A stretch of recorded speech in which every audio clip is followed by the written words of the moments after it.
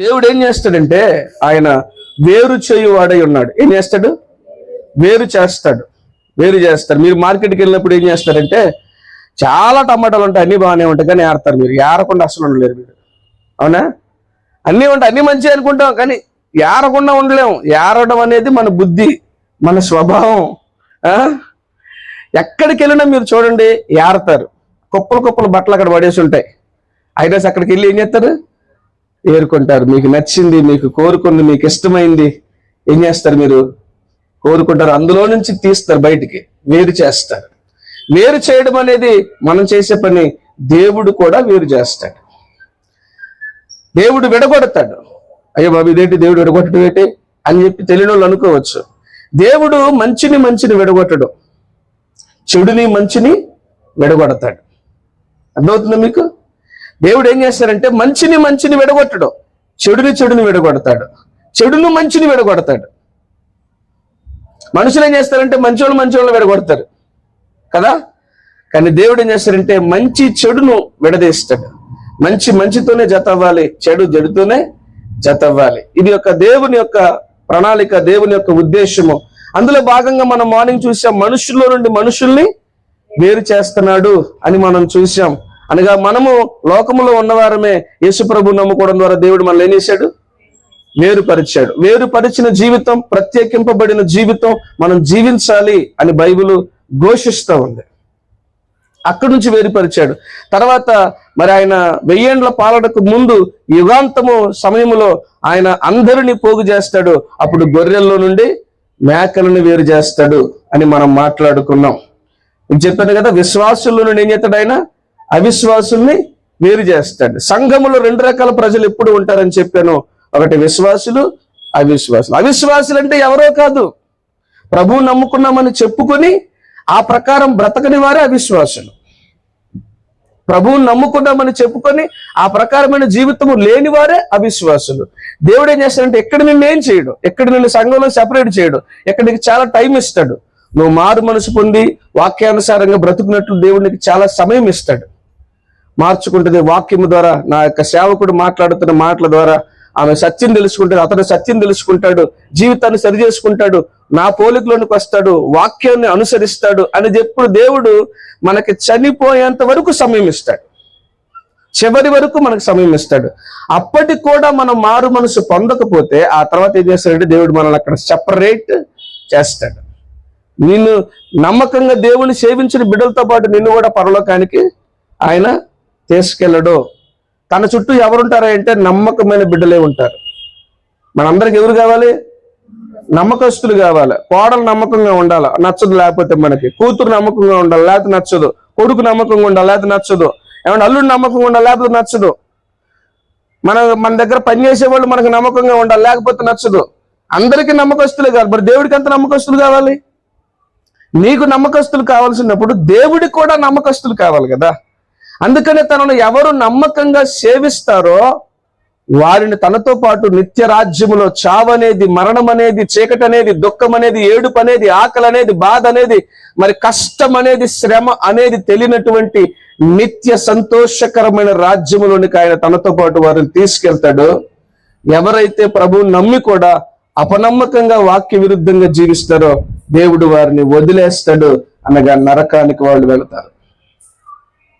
కాబట్టి మనం దీపం ఉండగానే ఇల్లు చక్కబెట్టుకోవాలి, ప్రాణం ఉండగానే ప్రభువు ఇచ్చిన అవకాశాలు సద్వినియోగం చేసుకొని వాక్యానుసారంగా బ్రతకాలి. దేవుడిచ్చే సమయాన్ని, అవకాశాలని వ్యర్థపరుచుకోవడం అనేది ఎప్పటికి కూడా మంచిది కాదు. ఆ తర్వాత నువ్వు దేవుడి ముందు నిలబడి ప్రభువా నేను ఇచ్చేయలేదా, ప్రభువా నేను ఇచ్చేయలేదని నువ్వు చెప్తే ఆయన అస్సలు అంగీకరించాడు. ఆయన కోరుకునేది నీ హృదయాన్ని కోరుకుంటున్నాడు, నీ మనస్సు కోరుకుంటున్నాడు, నీ శరీరము, నీ దేహము ఆయనకు సమర్పించబడాలని కోరుకుంటున్నాడు. ఈరోజు చాలా మంది క్రైస్తవులు ఏమంటే నామకార్థపు జీవితం జీవిస్తూ ఉన్నారు. మనసుని దేవుడికి ఇవ్వకుండా, హృదయాన్ని దేవుడికి ఇవ్వకుండా, జీవితాన్ని, శరీరాన్ని, ప్రాణాత్మ దేహాలను దేవునికి అప్పగించకుండా వాళ్ళు ఇంకా ప్రభువుని నమ్ముకున్నామని చెప్తున్నారు. అది సరైన నమ్మకము కాదు, సరైన నమ్మకం కాదు. అలాంటి వారిని దేవుడు ఏం చేస్తాడంటే యుగాంతమందు వేరు చేస్తాడు. తనను నమ్మకంగా సేవించిన బిడ్డలని తనతో పాటు రాజ్యములో చేర్చుకుంటాడు.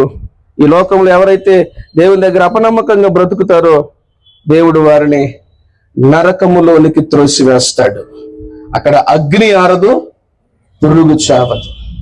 చిత్రమేంటి తెలుసా? నరకంలో దేవుని నమ్మనోళ్ళతో పాటు దేవుని నమ్మినోళ్ళు కూడా ఉంటారు.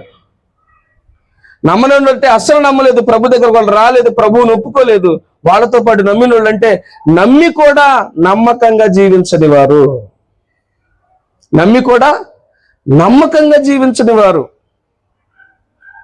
అందులో ఉంటారు. అది చాలా విచారకరమైనటువంటి విషయము. నమ్మకంగా జీవిస్తే దేవుడు దీవిస్తాడు, నమ్మకంగా జీవిస్తే నిన్ను తనతో పాటు రాజ్యములో చేర్చుకుంటాడు. అపనమ్మకంగా బ్రతుకుతూ ఉంటే దేవుడిని తనతో పాటు తీసుకుని వెళ్ళలేడు. దేవునికి స్తోత్రం కలుగును గాక. అందులో భాగంగా చూడండి, మత్తయి సువార్త 3వ అధ్యాయము 10 నుండి 12 వచనాలు. మత్తయి సువార్త 10వ అధ్యాయము 3వ అధ్యాయము 10 నుండి 12 వచనాలు. 3వ అధ్యాయము 10 నుండి. ఇప్పుడే పై వచనం కూడా చదువమ్మా. అబ్రహాము మాకు తండ్రి అని. శాస్త్రులు ఇక్కడ ఏం జరుగుతుందంటే, బాప్తిజం ఇచ్చి యోహాను ఆయన బాప్తిజం ఇస్తా ఉంటే చాలా మంది వారి పాపములు ఒప్పుకొని యేసు ప్రభుని తమ సొంత రక్షకుడిగా అంగీకరించుకుంటూ ఆయన వారి పాపాలు ఒప్పుకొని బాప్తిజం తీసుకుంటా ఉన్నారు. అలా విస్తారంగా బాప్తిజం పొందడానికి వచ్చినటువంటి ప్రజలతో ఆయన చెప్తున్నాడు, మారు మనసుకు తగిన ఫలములు ఫలించుడి అని అంటున్నాడు. నేను మీకు మార్నింగ్ చెప్పాను, మారు మనసు అంటే ఒక్కటే, సింపుల్ గా అర్థమయ్యడానికి ఒకే ఒక్క మాట చెప్పొచ్చు. మారు మనసు అంటే ఇంతకు ముందు లోకంలో తనకు నచ్చినట్లుగా తన కొరకే బ్రతికిన వ్యక్తి యేసే నిజమైన దేవుడిని గ్రహించి, రక్షకుడు సృష్టికర్తని గ్రహించి, ఆయనకు జీవితాన్ని అప్పగించుకొని దేవుని కొరకు, తన సృష్టికర్త అయినటువంటి దేవుని కొరకు బ్రతకడమే మారు మనస్సు అని చెప్పాను మీకు నేను. దాన్నే మారు మనసు అంటారు. ఆ మారు మనసు కలిగినటువంటి వ్యక్తులు ఏం చేయాలంటే, మారు మనసుకు తగిన ఫలములు ఫలించాలి. Praise the lord. అదే అన్నాడు, మారు మనసుకు తగిన ఫలములు ఫలించుడి. ఇప్పుడే గొడ్డలి చెట్ల వేరున ఉంచబడి ఉన్నది గనుక మంచి ఫలమును ఫలింపని ప్రతి చెట్టు నరకబడి అగ్నిలో వేయబడును. అది చాలా హెచ్చరిక చేస్తా ఉన్నాడు బాప్తిజం ఇచ్చి యోహాను. మారు మనసుకు తగిన ఫలములు ఫలించు. ప్రభువు నమ్ముకున్నావు, మారు మనసు పొందావు, బాప్తిజం పొందావు, ప్రభు దగ్గరకు వస్తా ఉన్నావు, ఏమండి ప్రభువుని ప్రేమిస్తా ఉన్నావు, ఆ ఫలాలు నీలో కనపడాలి. నువ్వు దేవుని బిడ్డవైతే, మారు మనసు పొందితే మారు మనసుకు తగినటువంటి ఫలములు నీలో ఉండాలి. ఈరోజు చాలా మంది ప్రభువు నమ్ముకుంటున్నారు, కానీ వాళ్ళలో మారు మనసుకు తగిన ఫలాలు లేవు. క్రమంగా దేవుని సన్నిధికి రారు, ఏమంటే నమ్మకంగా దేవుని సన్నిధికి రారు. ఏమంటే దేవుని సన్నిధి అంటే నిర్లక్ష్యము, దేవుని మందిరం అంటే నిర్లక్ష్యము, దేవుని వాక్యం అంటే నిర్లక్ష్యము, ప్రార్థన అంటే నిర్లక్ష్యము, సంఘం అంటే నిర్లక్ష్యము, సహవాసం అంటే నిర్లక్ష్యము. నువ్వు నమ్ముకున్నావు, ప్రభువుని బాప్తిజం పొందుకున్నావు, ప్రభువుని ఇష్టపడుతున్నావు, మరి నీలో ఫలం కనపడాలి కదా. ఆ మార్పుకు సంబంధించిన లక్షణాలు నీలో కనపడాలి. దేవుని సన్నిధికి క్రమంగా రావాలి, సమయానికే రావాలి, క్రమంగా రావాలి, సమయానికే రావాలి. ఎప్పటికో రావడం అనేది అది సరైనటువంటి పద్ధతి కాదు. అది దేవుడికి నువ్వు ఇచ్చే విలువ కానే కాదు. సమయానికి రావడం లేదు, నమ్మకంగా రావడం లేదు, వాక్యానికి లోబడ్డం లేదు. చాలా మంది ఆత్మ ఫలములు ఫలించట్లా, మారు మనసుకు తగిన ఫలాలు లేవు. చాలా మంది అలాంటి జీవితం జీవిస్తాం. ఎందుకంటే దేవుడి కార్యాలు మనం చూడలేకపోతున్నాం, ఎందుకంటే ప్రజలు దేవుడి దగ్గరికి నడిపించలేకపోతున్నాం. అంధకారంలో చీకట్లో ఉన్న వాళ్ళని దేవుడి దగ్గరికి ఎందుకు నడిపించలేకపోతున్నాం అంటే మనలో అలాంటి జీవితం లేదు కాబట్టి. ఇప్పుడే గొడ్డలి చెట్ల వేరున ఉంచబడి ఉన్నది, మంచి ఫలములు ఫలింపని ప్రతి చెట్టు నరకబడి అగ్నిలో వేయబడును. మారు మనసు నిమిత్తము నేను నీళ్లలో మీకు బాప్తిజం ఇచ్చితిని, అయితే అయితే నా వెనుక వచ్చు యేసు ప్రభు గురించి చెప్తున్నా, నా వెనక వచ్చుచున్నవాడు నాకంటే శక్తిమంతుడు, ఆయన చెప్పులు మోయుటకైనను నేను సరిపోయిన వాడిని, అర్హత కలిగిన వాడిని కాదు. ఆయన ఆయన పరిశుద్ధాత్మలోను పరిశుద్ధాత్మలోను అగ్నితోను మీకు అగ్నితోను బాప్తిజం ఇచ్చును. ఆయన చేట ఆయన చేతిలో అది ఆయన చేట ఆయన చేతిలో ఉన్నది. ఆయన తన కళ్ళంలో బావుగా ఆయన తన కళ్ళమును బాగుగా శుభ్రము చేసి గోధుమ కొట్టులో పోసి గోధుమలను కొట్టులో పోసి ఆరిన అగ్నితో కొట్టులో పొట్టును అగ్నితో కాల్చేస్తాడట. ఇది ఏ అగ్ని అంటే ఆరని అగ్ని. మీరు ఎప్పుడైనా వ్యవసాయం తెలుసు కదా, మీకు చాలా మంది వ్యవసాయం తెలుసు. మేము వ్యవసాయం చేసాం. ఇప్పుడు రోజుల్లో అయితే ఆ వ్యవసాయం నూర్పిడైన తర్వాత ఆ ధాన్యాన్ని ఏం చేస్తారంటే ఆ గడ్డి, ఆ యొక్క తాలు గింజ ఇవన్నీ ఉంటాయి, దువ్వ ఇవన్నీ కలిసి ఉంటాయి. దాన్ని ఏం చేస్తారంటే తూర్పార పడతారు. ఏం చేస్తారు? తూర్పార పడతారు. తూర్పార పట్టడం తెలుసా మీకు? తూర్పార పట్టడం. ఒకప్పుడు చాట్లు ఉండేవి. చాట్లతో ఏం చేసేవాళ్ళంటే ఇలాగా తూర్పార పట్టేవాళ్ళు. ఇలాగా చాట్లోకి ధాన్యం తీసుకొని దాన్ని ఇలాగా అంటే ఆ గాలికి ధాన్యం కింద పడి పొట్టు ఎక్కడో పక్కన పడిపోద్ది. ఎందుకంటే దానికి దమ్ము లేదు కాబట్టి. పొట్టుకేమి లేదు, దమ్ము లేదు, దాంట్లో బలం లేదు కాబట్టి అది గాలికి ఎగిరిపోద్ది. ఈరోజు చాలా మంది క్రైస్తవులు అలాగే ఉన్నారు, గాలికి ఎగిరిపోయే క్రైస్తవులు. వీళ్ళు ఎవరు? గాలికి ఎగిరిపోయే క్రైస్తవులు. చిన్న శ్రమకి ఎగిరిపోతారు, చిన్న కష్టానికి ఎగిరిపోతారు, చిన్న బాధకి ఎగిరిపోతారు, చిన్న బలహీనతకి ఎగిరిపోతారు. నీలో దమ్ము ఉంటే, ఆ ధాన్యం నీలో ఉంటే, ఆ సత్తా నీలో ఉంటే ఎన్ని వచ్చినా నువ్వు ప్రభువుని విడిచిపెట్టవు. అలాంటి పాట పాడారు కదా, కరువైన కష్టమైన సునామీ అని. అబ్బా నాకు ఏం నచ్చిందండి ఆ పాట అంటే.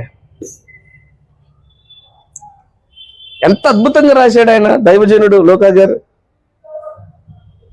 కరువైనా రాని, ఎంతో బరువైనా కానీ, ఏదైనా రాని, ఓ కోటి రూపాయల మాట అది.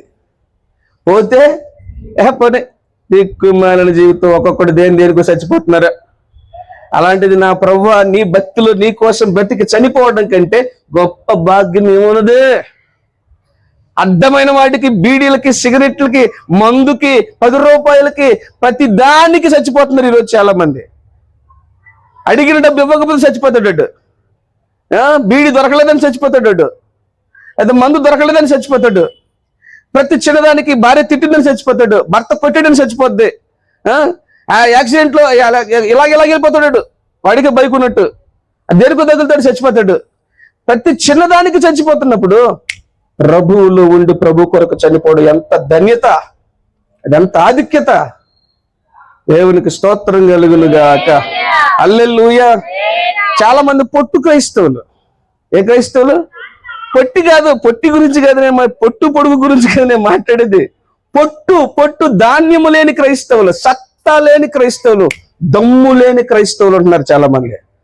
బ్రతికిన కొన్నాళ్ళైన దమ్ములున్న క్రైస్తవుడిగా బ్రతకాల, దమ్ము కలిగిన క్రైస్తవుడిగా బ్రతకాల, రోషం ఉన్న క్రైస్తవుడు. ప్రతిరోజు బతికితేనే. కాకి కలకాలం బతికిద్దట, హంస 6 మాసాలే బతికిద్దట. ఎంత నిజమో నాకు సంగతి తెలియదు కానీ సామెత చెప్తున్నాను. కాకి కలకాలం బతికితే మాత్రం దాన్ని ఎవడు లెక్క చేస్తాడు? కలకాలం బతికి కాకిని ఎవడో లెక్క చేస్తాడా? నీ ఇంటికి వచ్చి కా అంటది, అది దిక్కుమాలిన కాకి అందరి ఎత్తాడు. అవునా? కాకి నీ పక్కన చరిత్ర ఒప్పుకుంటా పెట్టి నువ్వు అస్సలు ఒప్పుకో, తరిమేసేస్తావు. ఎన్ని చాలా కాకులు ఉంటాయి. నిజంగా కాకుల గురించి మీకు చెప్పాను, కాకుల్లో ఉన్నటువంటి మంచి లక్షణాలు మీకు చెప్పాను నేను, 1-2 చెడ్డ లక్షణాలు కూడా చెప్పాను. అవి ఎన్నో కాకులు ఉంటాయి, కానీ దాన్ని మనం అస్సలు ఇష్టపడడం, పట్టించుకొని దాన్ని లెక్క చేయం, కేర్ చెయ్యం, దాన్ని చులకనగా చూస్తాం.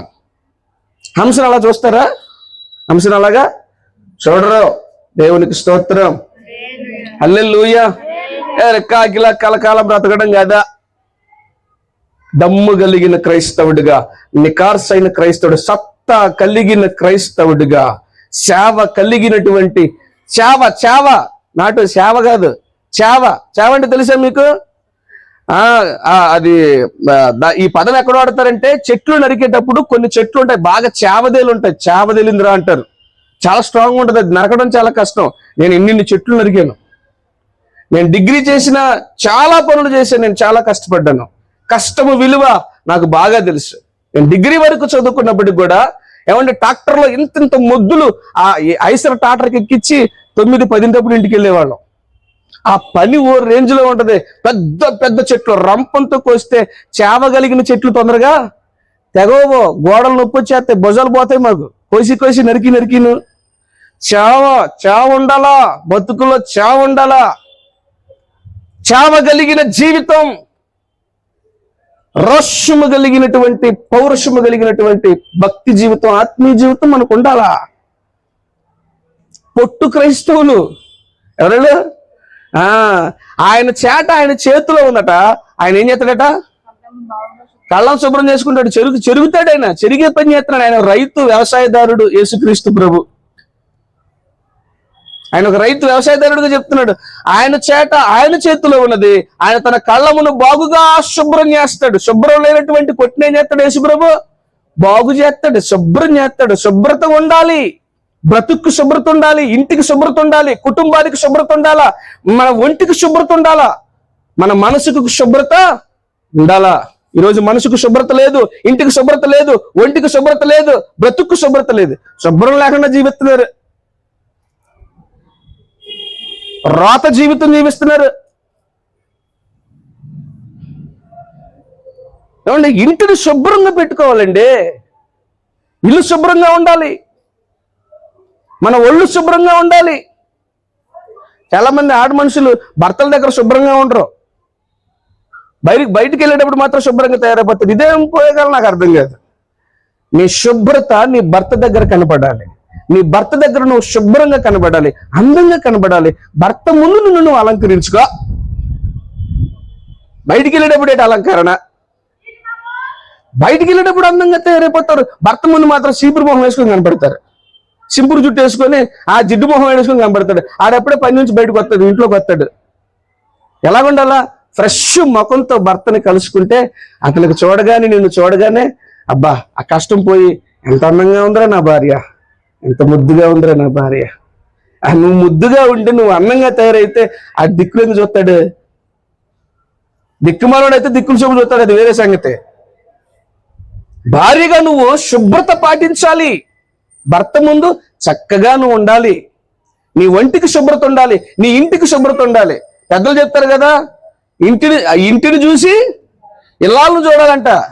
ఇప్పుడు అట్ట కాదు, నన్ను చూడు, నా ఇల్లు తర్వాత చూద్దులే. ఏడే నన్ను చూడు, నేను చాలా అందంగా ఉన్నాను కదా, నన్ను చూడు అని అంటున్నారు. నిన్ను చూస్తే కాదు, నీ ఇంటి యొక్క అందము బట్టి నీ గుణం ఏంటో తెలిసిపోద్ది. ప్రైజ్ ది లార్డ్, హల్లెలూయా. ఆయన తన కొట్టును, తన కళ్ళాన్ని శుభ్రం చేసుకున్నాడు. మనల్ని శుభ్రం, ఆయన కళ్ళం అంటే మనమే, ఆయన కళ్ళం మనమే, సంఘమే ఆయన కళ్ళము. ఆ కళ్ళాన్ని శుభ్రం చేస్తా ఉన్నాడు, తూర్పార పడతా ఉన్నాడు. ఆ గాలికి ఏం చేస్తుందంటే పొట్టు అలాగ దూరం వెళ్ళి పడుతుంది. ఆ గింజలేమో అక్కడే ఆ రాశి మీద పడతాయి. Praise the lord. మీకు చెప్పాను, చీకట్లో నుండి వెలుగును వేరుపరుస్తున్నాడు, కింది జలము నుండి మీది జలాన్ని వేరుపరుస్తున్నాడు, మనుషుల్లో నుండి మనుషులను వేరుపరుస్తున్నాడు, తర్వాత గొర్రెల్లో నుండి మేకలను వేరుపరుస్తున్నాడు, ఇప్పుడు ధాన్యములో నుండి పొట్టును వేరుపరుస్తున్నాడు. ఆయన వేరుపరిచే పరిచర్య చేస్తున్నాడు, విడగొట్టే పరిచర్య చేస్తున్నాడు. మీరు మార్కెట్కి వెళితే గ్రేడ్ 1, గ్రేడ్ 2, గ్రేడ్ 3 ఉంటాయి ఇలాగా కదా, అవునా కదా? ఉంటాయి, ఉండవా? నేను చేసేది, నాకు వ్యవసాయం పనులు బాగా తెలుసు. ఆ నిమ్మకాయలకు ఏరడానికి వెళ్ళాను నేను. నిమ్మకాయలు మా అమ్మమ్మ వాళ్ళ ఊర్లో నిమ్మకాయ తోటలు బాగుండేవి. ఓరు బాబా, ముళ్ళు గుచ్చుకుంటే మామూలు నొప్పి పుట్టదు. తుమ్మముళ్ళు నిమ్మముళ్ళు ఒకటే. ఏంటే తుమ్మముళ్ళు నిమ్మముళ్ళు ఒకటే. చాలా నొప్పి వేస్తుంది, అది చాలా బాధ వేస్తుంది, పొడగ్గా ఉంటుంది నిమ్మముళ్ళు. ఆ కాయలు కోసేటప్పుడు, ఏరేటప్పుడు మాకు ఎన్ని ముళ్ళులో. అవి ఏం చేస్తారు, అన్ని ఒక దగ్గర పోసి మేము ఏరి, కుర్రోళ్ళు అందరూ, గట్టి ఉన్న వాళ్ళందరూ మా చేత ఏరిస్తారు. ఆ ఏరిచ్చి ఒక దగ్గర పోగేస్తాం. ఈ ఆడవాళ్ళు ఉంటారు కదా కొంతమంది, అమ్మలక్కలు. ఎవరు? అమలక్కలు కాదు, అమ్మలక్కలు. అమ్మలో అక్కలు, అది రెండు కలిపితే అమ్మలక్కలు. కనుక వాళ్ళు అక్కడ కూర్చొని ఏం చేస్తారంటే గ్రేడ్ చేస్తారు. ఆ చెడిపోయిన కాయలను ఒక పక్కన వేస్తారు, కొంచెం మీడియంగా ఉన్న కాయలను ఒక పక్క వేస్తారు, ఫ్రెష్ గా నిగనిగలాడే కాయలను ఒక పక్క వేస్తారు, ఆ ఆకుపచ్చ రంగులో ఉన్న కాయల్ని మరో పక్క వేస్తారు. గ్రేడింగ్ చేస్తా ఉంటారు అనమాట. ఎన్ని గ్రేడ్లు. యేసుప్రభు కూడా అంతే గ్రేడ్ చేస్తాడు. ధాన్యాన్ని పొట్టులో నుంచి వేరు చేస్తాడు. ఆయన వేరు చేసే పరిచయం చేస్తున్నాడు. నువ్వు పొట్టుగా ఉంటే నిన్ను తప్పించేస్తాడు ఆయన. నువ్వు పొట్టుగా ఉంటే తప్పిస్తాడు. ఈరోజు చాలా మంది క్రైస్తవులు బలము లేని క్రైస్తవులు, చావలేని క్రైస్తవులు, దమ్ము లేని క్రైస్తవులు, ఏమంటే దేవుని ఆత్మ లేని క్రైస్తవులు, వాక్యము లేని క్రైస్తవులు, ఏమండి ఇలాగైపోతున్నారు. అలాంటి వారిని దేవుడు తీర్పార పడతాడు. నువ్వు నేను నిజమైనటువంటి ధాన్యముగా ఉండాల, నిజమైనటువంటి క్రైస్తవులుగా ఉండాలి. ఆయన వేరు చేస్తా ఉన్నాడు. ప్రైజ్ ది లార్డ్, హల్లెలూయా. మనము ఏమంటే గాలికి ఎగిరిపోయే క్రైస్తవులుగా ఉండకూడదు, ధూళికి ఎగిరిపోయే క్రైస్తవులుగా అస్సలు ఉండకూడదు. దేవుడి నామాన్ని మహింపరిచే క్రైస్తవులుగా ఉండాలి. నీలో ఉందా? ఆత్మను పొందుకున్నావా? ఆత్మానుసారంగా జీవిస్తున్నావా? ఆత్మ ఫలములు నీలో ఉన్నాయా? ప్రేమ, సంతోషము, సమాధానము, దీర్ఘశాంతము, మంచితనము, విశ్వాసము, సాత్వికము, ఆశా నిగ్రహము, దయాళుత్వము, ఈ ఫలాలు నీలో ఉన్నాయా? ఒకసారి పరిశీలించుకుంటున్నావా? అద్దం ముందుకెళ్ళి అన్ని బాగున్నాయా లేదా చెక్ చేసుకుంటున్నావు కదా. మరి దేవుని సన్నిధికి వచ్చి నాలో ఆత్మఫలాలు ఉన్నాయా లేదా చెక్ చేసుకుంటున్నావా? ఎంతమంది ఆత్మీయ జీవితాన్ని గురించి ఆలోచిస్తున్నారు? ఎంతమంది ఆత్మీయ జీవితాల గురించి పట్టించుకుంటున్నారు? ఎంతమంది భక్తి జీవితాల గురించి శ్రద్ధ తీసుకుంటున్నారు? బట్టల గురించి ఎంతో కేర్ తీసుకొని గంటల గంటల షాపింగ్ చేస్తావు. మరి నీ ఆత్మల గురించి కూడా కేర్ తీసుకోవద్దా?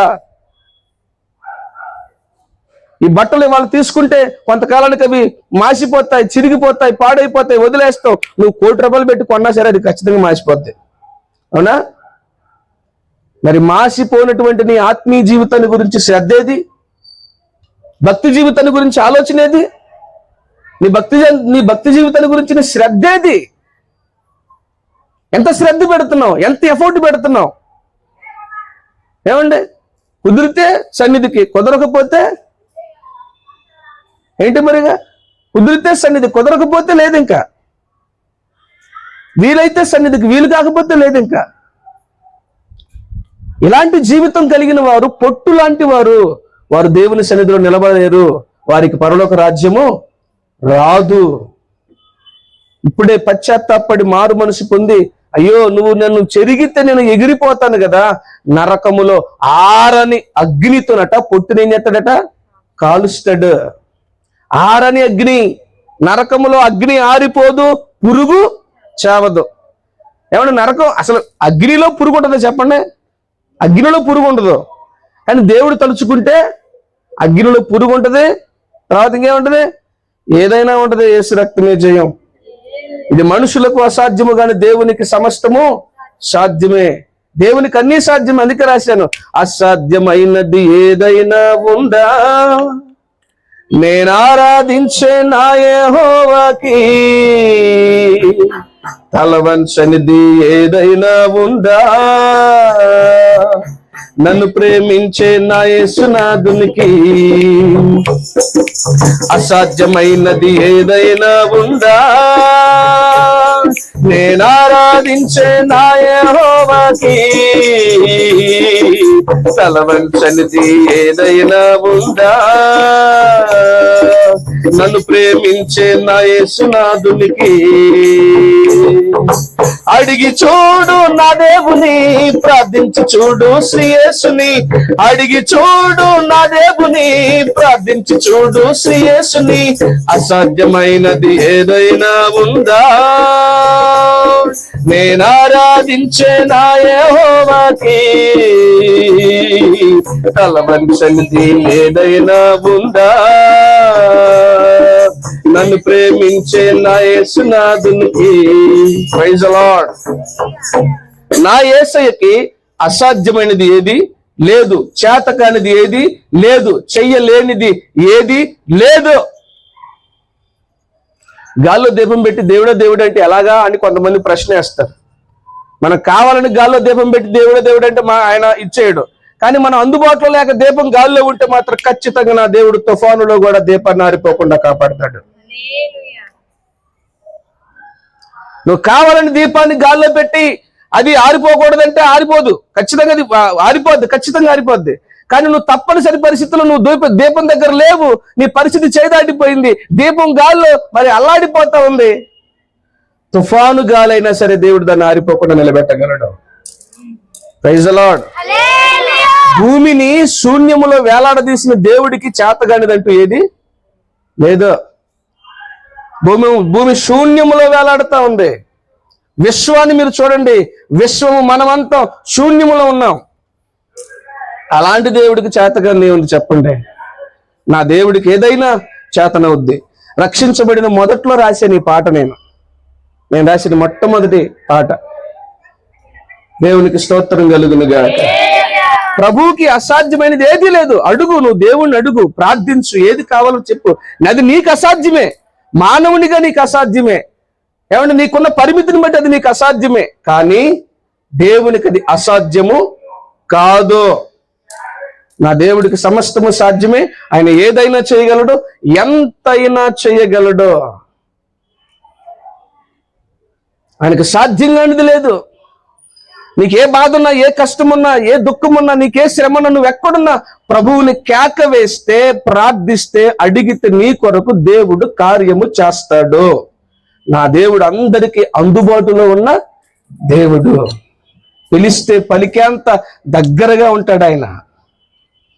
నీకు అసాధ్యమే, నిజంగా చెప్తున్నాను. మనుషులకు మనకు చాలా వరకు సాధ్యము కాని ఉన్నాయి, కానీ దేవుడికి సాధ్యంగానే ఉంది. ఋతుచక్రం ఆగిపోయినటువంటి ఆడ మనిషి గర్భములో నుండి ఒక సంతానాన్ని బయటకు తీసిన దేవుడు ఆయన. పిల్లలు పుట్టరు అన్న వారికి పిల్లలు పుట్టించినటువంటి దేవుడు ఆయన. ఆయనకు అసాధ్యమైంది ఏదీ లేదు. ఆయన సమస్తము చేయగల దేవుడు. Praise the Lord. హల్లెలూయా.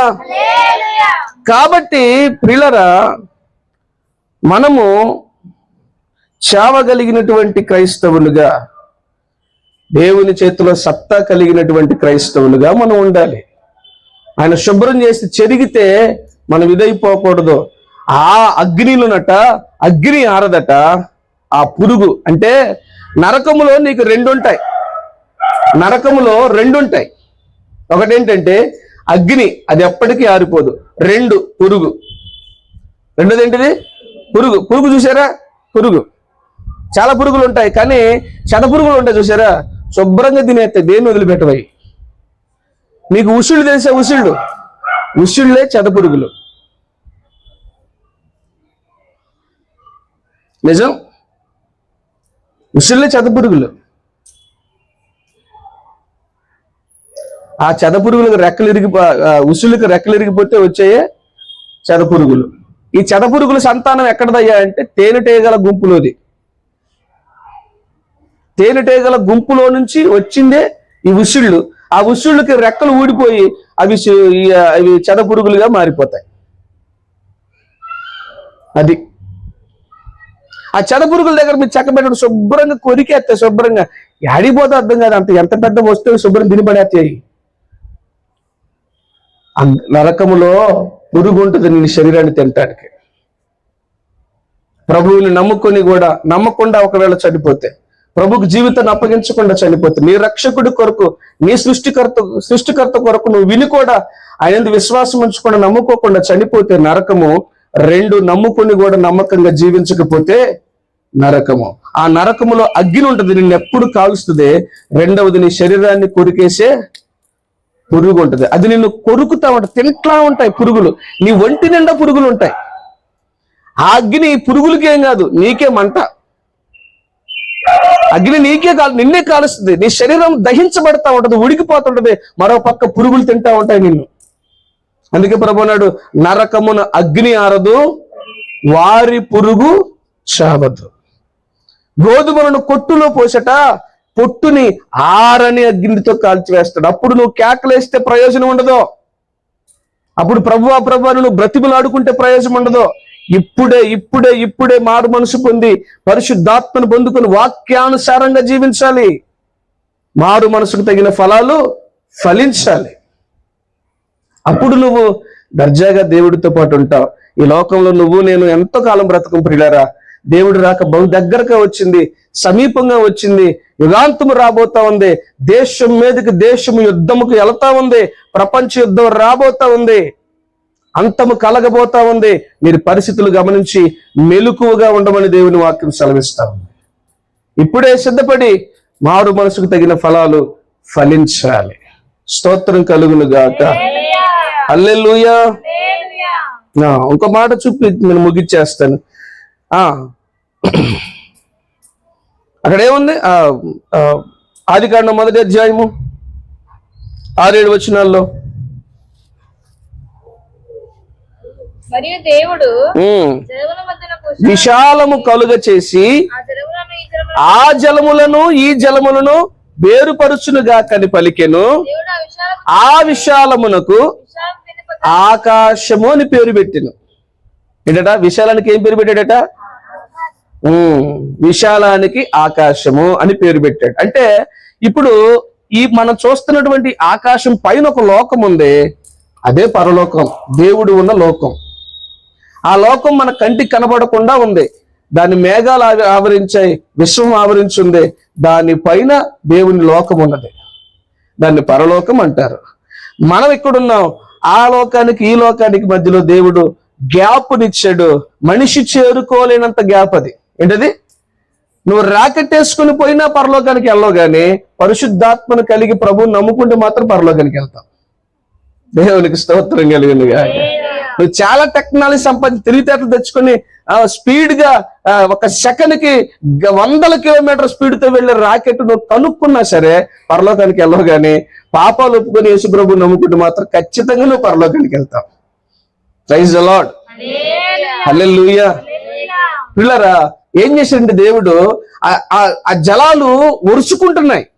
పై జలము కింది జలం ఒరుచుకుంటున్నాయి. రాపిడి జరుగుతుంది, మిక్స్ అవుతా ఉంది. ఆ ఒత్తిడి మధ్యలో దేవుడు ఏం చేశాడంటే విశాలము కలుగునుగాక అని పలికాడు. వెంటనే విశాలత వచ్చింది. నా యేసయ్య ఏం చేస్తాడో తెలుసా? వరవడి కలిగినటువంటి జీవితం మధ్యలో నలిగిపోతున్న వాడికి నా దేవుడు విశాలత కలుగు చేస్తాడు. సమస్యల మధ్యలో చితికిపోతున్న వారికి నా యేసయ్య విశాలత కలుగు చేస్తాడు. కష్టాల మధ్యలో కృంగిపోయి ఉన్న వారికి నా యేసయ్య విశాలత కలుగ చేస్తాడు. తట్టుకోలేనటువంటి ఇరుకులో ఉన్నటువంటి నీకు నా యేసయ్య విశాలత కలుగు చేస్తాడు. నేను రాసిన మరొక పాటలో ఈ మాట, ఇరుకు నందుండి మొర్ర పెట్టినప్పుడు విశాల స్థలమునకు నన్ను చేర్చితివి.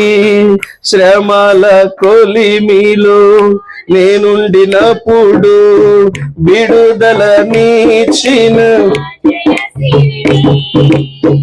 ఇరుకు నందుండి మొర్ర పెట్టినప్పుడు విశాల స్థలమునకు నన్ను చేర్చితివి.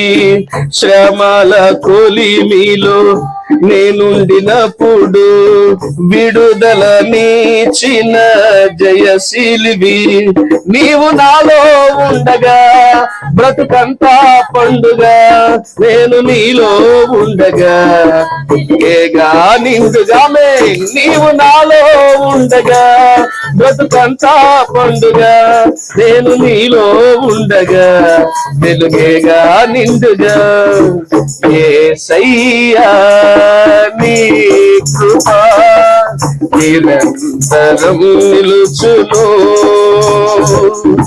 దయాళుడా నీ కృప నన్ను నడిపించును. Praise the Lord. ఇరుకులో ఉండి మొర్ర పెట్టారు ఎవరో? ఇశ్రాయేలు ప్రజలు. వాళ్ళ మీద ఒత్తిడి, అధికారం చెలాయిస్తా ఉన్నారు ఐగుప్తీయులు. అండ్ వాళ్ళని బానిసలు చేసుకొని వాళ్ళని ఉక్కిరి బిక్కిరి చేస్తున్నారు. లేనిపోయిన భారాలు వారి మీద మోపి వారి చేత గొడ్డు చాకిరి, వెట్టి చాకిరి చేయించుకుంటూ వారికి స్వాతంత్రం అనేది లేకుండా వారి హక్కులను కాలరాస్తూ వారికి ఇష్టానుసారంగా వీళ్ళని బాధ పెడుతున్నప్పుడు వాళ్ళు ఏం చేశారట, తట్టుకోలేక యేసయ్యా మమ్మల్ని కరుణించు అని మొర్ర పెడితే దేవుడు మోషేని పంపించాడు. ప్రైజ్ ది లార్డ్, హల్లెలూయా. నువ్వు ఇరుకులో ఉన్నావా, ఇబ్బందుల్లో ఉన్నావా, వేదనలో ఉన్నావా, బాధలో ఉన్నావా, తట్టుకోలేనటువంటి కష్టాలలో నువ్వు ఉన్నావా, భయంకరమైన అప్పులో నువ్వు కూరుకుపోయి ఉన్నావా, అనేకమైన సమస్యల్లో నువ్వు చిక్కుబడి ఉన్నావా, తట్టుకోలేని పరిస్థితులు నీలో ఉన్నాయా, నా యేసయ్యను మొర్రపెట్టు, నా యేసయ్యకు అడుగు, ప్రభువా యేసయ్య ఈ పరిస్థితిలో నన్ను విడిపించగలిగిన వారు ఎవరు నాకు లేరు, నాకు ఏ ఆశ్రయము సహాయము కనిపించట్లేదు, నువ్వు విడిపించే దేవుడివట, ఇరుకులో విశాలత కలుగ చేసే దేవుడివట, నాకు సహాయం చెయ్యవా అని నువ్వు దేవుడిని అడిగితే, ప్రార్థన చేస్తే నా ప్రభు ఆశ్చర్యకరంగా నీకు సహాయం ఇస్తాడు.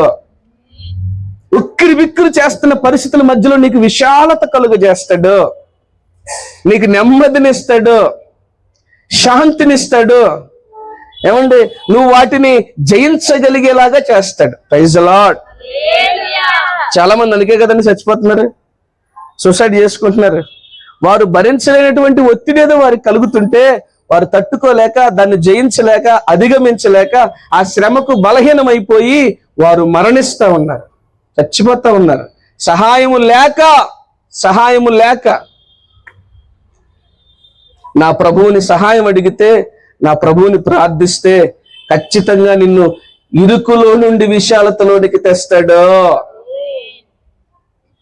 ఏ ఇరుకు గుండా నువ్వు వెళుతున్నావో, ఏ ఇరుకు పరిస్థితులు నిన్ను ఇబ్బంది పెట్టి బాధిస్తా ఉన్నాయో, బంధిస్తూ, బలహీనపరుస్తూ, ఇబ్బందికి గురి చేస్తూ, నీలో రాపిడి కలుగ చేస్తూ, నువ్వు తట్టుకోలేని స్థితిలోకి తీసుకెళ్తున్నాయో, వాటిని గురించి దేవుని దగ్గర మొర్రపెట్టు, సహాయం కావాలి ప్రభు అని అడుగు.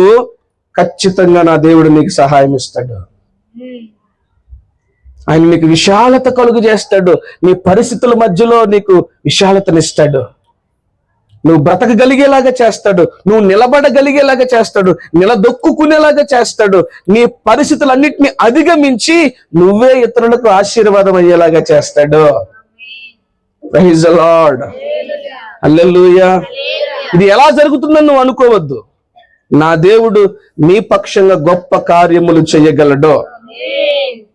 ఆ విషయమై దేవుణ్ణి పదే పదే అడుగు, నాకు సహాయం చేయి ప్రభువా, ఇరుకైనటువంటి ఈ క్లిష్టమైనటువంటి ఇరుకు పరిస్థితుల నుంచి నన్ను విడిపించు ప్రభువా అని దేవుణ్ణి అడుగు. కొంతమందిని చూస్తాను నేను, ఏమంటే చిన్న చిన్న గదుల్లో, కుటీరాలాంటి గదుల్లో, ఎంతో ఇరుకైనటువంటి గదుల్లో పాపం వాళ్ళు కాపురం చేస్తూ ఉంటారు, సంసారం చేస్తూ ఉంటారు, కాళ్ళు చాపుకోవడానికి కూడా స్థలం ఉండదు. అలాంటి కొంతమంది ప్రజలను చూస్తుంటే నిజంగా నాకు ఎంతో బాధేస్తుంది, జాలి కలిగిద్ది, అయ్యో అనిపిస్తుంది. చాలా మంది ఇరుకులో సతమతమైపోతున్నారు. మీకు తెలుసా, ఇంగ్లాండ్ లాంటి దేశంలోనట, ఏమంటే ఎక్కడి నుంచి అక్కడికి వెళ్ళి మరి పని కోసం వెళ్ళినటువంటి ఈ వలస వచ్చిన వారికట రెంట్లు చాలా తీవ్రంగా ఉంటాయంట. చిన్న ఇరుగు గదులట, కాళ్ళు జాపుకోవడానికి కూడా స్థలం ఉండదట. మరీ దుర్మార్గం కాకపోతే చూడండి, ఇంత రేట్లు. ఇక వాళ్ళు అక్కడి నుంచి రాలేక, బయట పడలేక ఏం చేశారంటే ఆ ఇరుకులోనే ఎలా కలదో ఒక అతను వీడియో తీసి, ఫోటోలు తీసి సోషల్ మీడియాలో పెడితే అది మన దాకా వస్తుంది. ఏమండి, బతుకు తెరువు కోసం వెళ్ళి అక్కడి నుంచి రాలేక, ఆ ఇరుకులో మగ్గలేక కాళ్ళు ముడుచుకొని పండుకునేటటువంటి సందర్భాలు.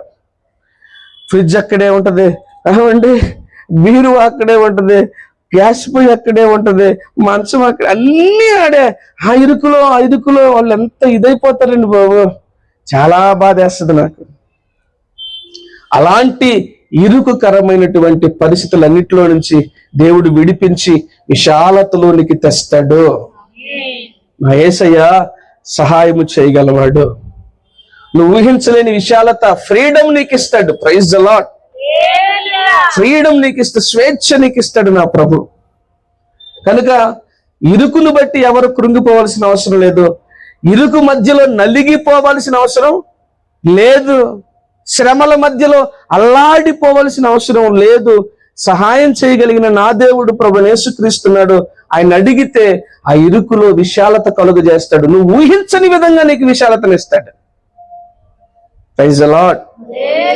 హల్లెలూయా. విశాలత కలగజేశాడు. దానికి ఆకాశం అని పేరు పెట్టారు. అస్తమయము ఉదయము కలుగగా ఒక దినము రెండవ దినము ఆయను. ఎస్, అస్తమయము అంటే ముగింపు. పిల్లరా, దేవుని బిడ్డలారా, నష్టాలలో, కష్టాల్లో, బాధల్లో, శోధనలో, ఇబ్బందుల్లో ఉన్నటువంటి ప్రజలారా, నీ శ్రమకు ముగింపు ఉన్నది, నీ కష్టానికి ముగింపు ఉన్నది, నీ దుఃఖానికి ముగింపు ఉన్నది, నీ బాధకు ముగింపు ఉన్నది, నీ రోగానికి ముగింపు ఉన్నది. నా యేసయ్య నీ బాధల నుండి నీకు విముక్తినిస్తాడు, ముగింపునిస్తాడు. నా యేసయ్య నీకు గొప్ప వెలుగు నీకు కలుగజేస్తాడు. ఏమంటే అస్తమయం అయిపోయి ఉదయం కలిగిందట. దేవునికి స్తోత్రం కలుగునుగాక. నీ చీకటిలో నా ప్రభు నీకు వెలుగు కలుగజేస్తాడు. నీ మీదకి వెలుగు వచ్చి ఉన్నది. నువ్వు నమ్మితే, విశ్వసిస్తే, ఈ మాటలు వింటున్నటువంటి నీవు నమ్మితే దేవుడు నీ శ్రమకు ముగింపునిస్తాడు. చీకటిలో నుండి నీకు గొప్ప వెలుగు పుట్టిస్తాడు. నీ కొరకు విశాలత కలుగజేస్తాడు. నువ్వు ఊహించలేని విధంగా ఆశీర్వాదిస్తాడు. Praise the lord. తలలు వంచుదాం ప్రియులారా, ప్రార్థన చేసుకుందాం.